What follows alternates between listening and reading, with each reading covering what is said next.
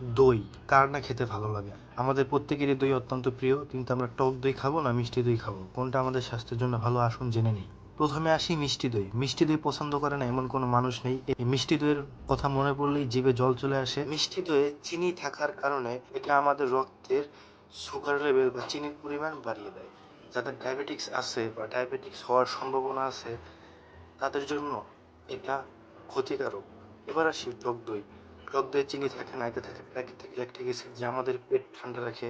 প্রোব্যাকটেরিয়া থাকে যা আমাদের অন্ত্রের জন্য খুবই ভালো, স্বাস্থ্যের জন্য উপকারী। যাদের ডায়াবেটিক্স আছে বা ডায়াবেটিক্স হওয়ার ঝুঁকি আছে তারা টক দই খেতে পারেন।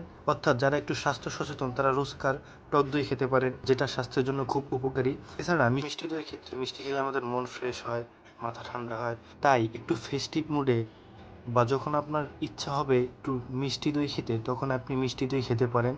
তবে নিয়মিত নয়, নিয়মিত খেলে টক দই খেতে পারেন। মিষ্টি দই নিয়মিত খেলে সেটা আপনার স্বাস্থ্যের জন্য হানিকারক হবে। ধন্যবাদ।